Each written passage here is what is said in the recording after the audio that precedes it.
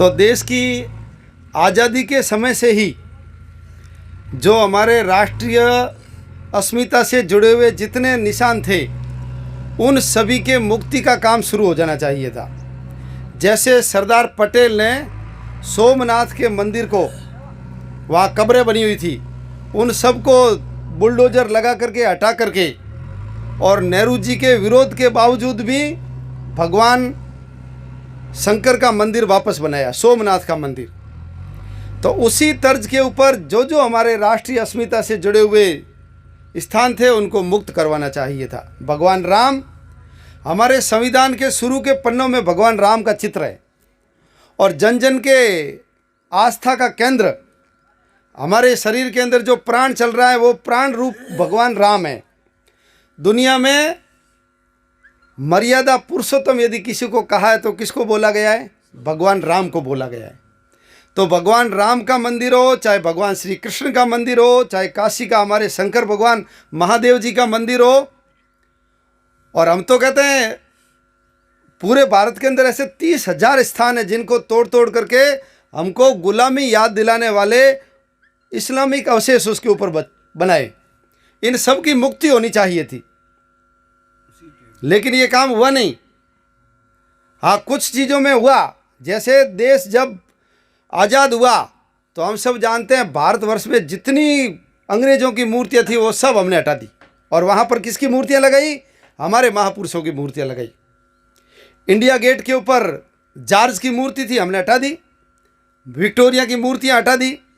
अंग्रेज़ों का जो यूनियन जैक उनका झंडा था उसको हटा करके हमने हमारा कौन सा झंडा लगाया? तिरंगा झंडा लगाया। हमने बम्बई का नाम बदल करके मुंबई किया। हमने मद्रास का नाम बदल करके चेन्नई किया। हमने कलकत्ता का नाम बदल करके कोलकाता किया। और कई देश तो इतने पक्के थे, उन्होंने कहा कि हम अंग्रेज़ों से स्वतंत्र हो रहे हैं, तो अंग्रेज़ों की जो भी चीज़ें थी, अंग्रेज बटन नीचा करता था तो लाइट जलती थी, उन्होंने कहा हम हमारे यहाँ उल्टा करेंगे, बटन ऊपर करेंगे तो लाइट जलेगी। कोई गुलामी की चीज़ याद नहीं रहनी चाहिए। उन्होंने कहा अंग्रेज गाड़ी में जब बैठ करके चलता है तो रोड के बाईं ओर चलता है, लेफ्ट साइड में, तो हम क्या करेंगे? राइट साइड में चलेंगे। अंग्रेज गाड़ी के अंदर बैठता है तो राइट साइड में स्टीयरिंग होती है, तो हम हमारी गाड़ियों की स्टीयरिंग कहाँ बना देंगे? लेफ्ट साइड में बना देंगे। ऐसे पक्के लोग थे वो।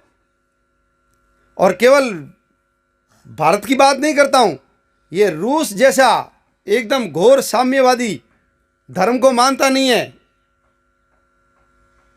उसने भी जब जर्मनी के शासक हिटलर ने उनके ऊपर आक्रमण करके उनके जितने चर्च तोड़ दिए थे, आज़ाद होने के बाद रूस ने वो सारे चर्च वापस बनाए। क्यों? गुलामी याद दिलाते थे। और स्पेन के ऊपर जब मुस्लिम मूवर्स ने आक्रमण करके वहाँ के सारे चर्च तोड़ दिए थे, तो उन्होंने वापस उन सारे मस्जिदों को हटा करके वापस क्या बनाए? चर्च बनाए।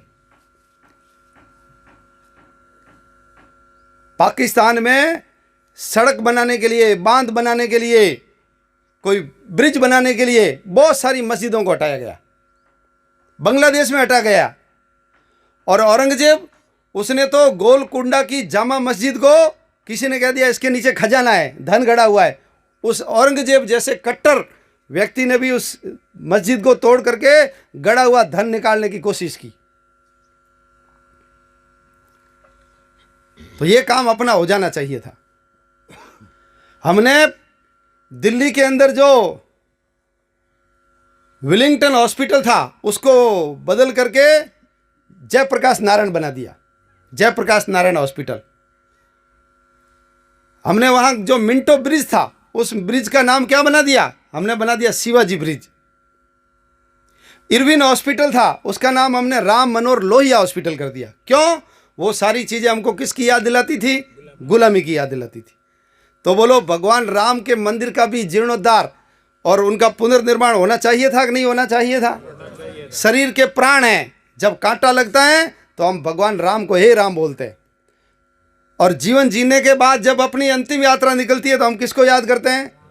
राम को याद कर। राम नाम सत्य है, ऐसा बोल करके उसको विदा करते हैं हम। तो भगवान राम के मंदिर का भी जीर्णोद्धार हो जाना चाहिए। संविधान लगा, उससे 10 दिन पहले 16 जनवरी 1950 को मुकदमा दर्ज हुआ।